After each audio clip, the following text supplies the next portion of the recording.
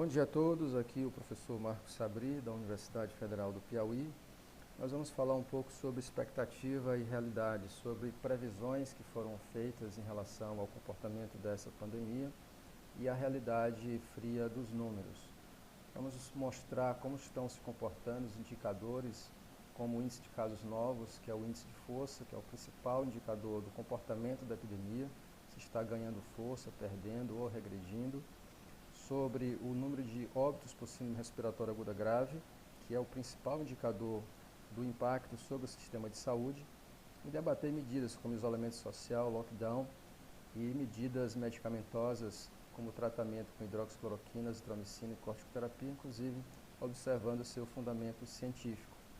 No começo de abril, nós fizemos uma previsão de casos graves e uma proporção de óbitos para o Piauí, onde na data do dia 12 de maio, prevíamos 1.490 casos e com uma taxa de 6% de letalidade seriam 89 óbitos.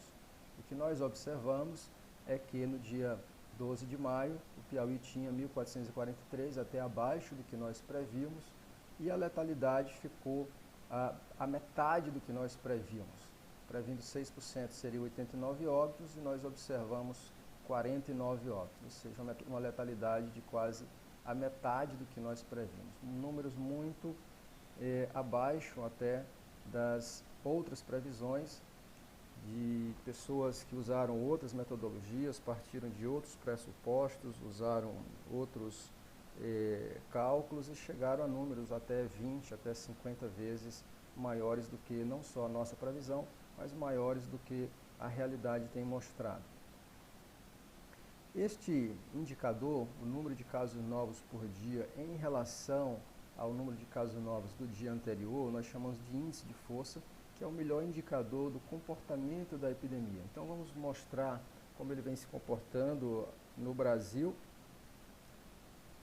em outros estados dessa região, e essa linhazinha aqui embaixo, que tão próxima da linha de base, a gente quase não consegue ver, essa linhazinha azul, ela é o Piauí.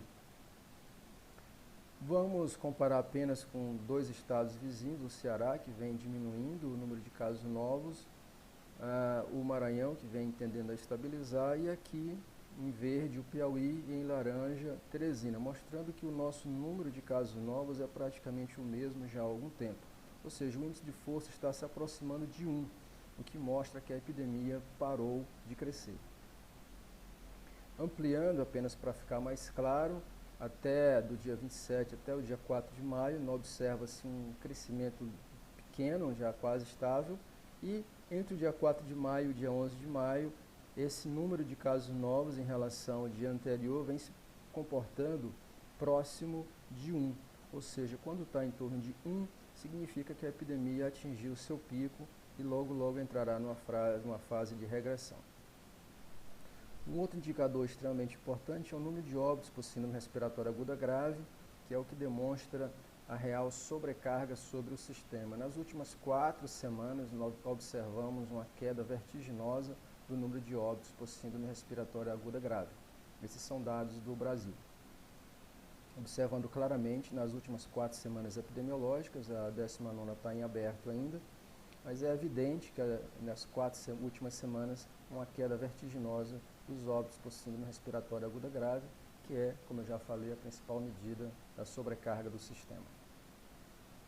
Quando nós observamos a situação do Piauí em relação ao Nordeste, em relação ao Brasil, considerando tanto a incidência como a mortalidade, nós vemos que o Piauí ele tem uma situação bem peculiar em relação ao restante do Brasil.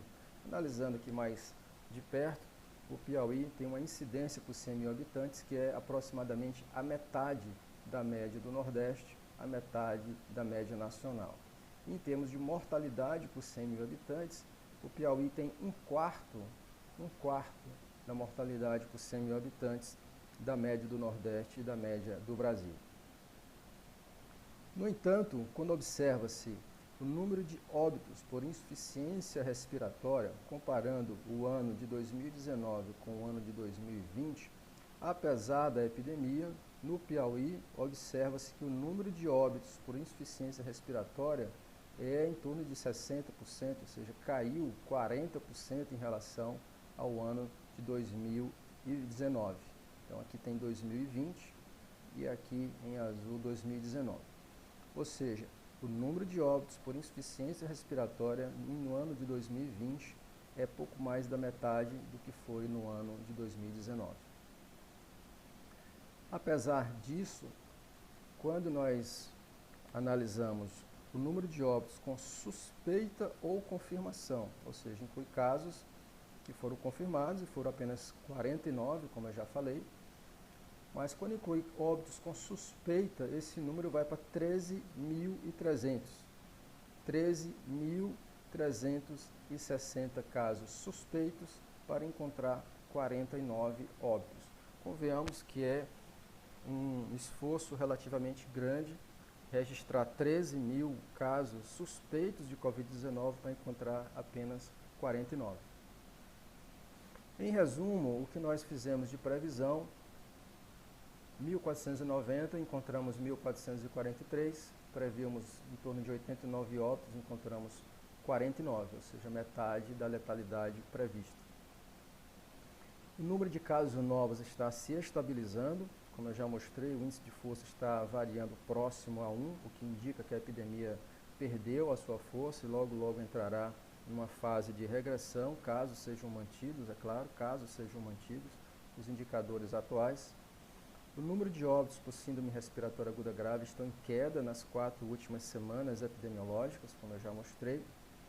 Porém, observa-se um certo esforço para registrar óbitos como sendo por Covid-19, porque é uma desproporção muito grande, um registro de mais de 13.000 casos suspeitos e apenas 49 casos confirmados. O que isso significa em termos práticos? Bom, em termos práticos significa que nós tínhamos uma expectativa X e os números estão mostrando uma expectativa Y.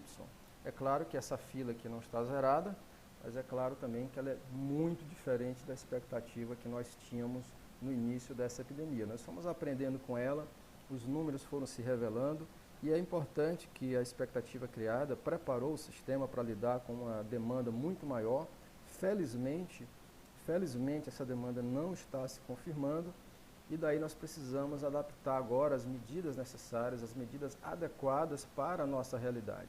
Vamos parar de trabalhar com expectativa baseada em previsões e agora nós já temos números suficientes para poder trabalhar com medidas mais concretas.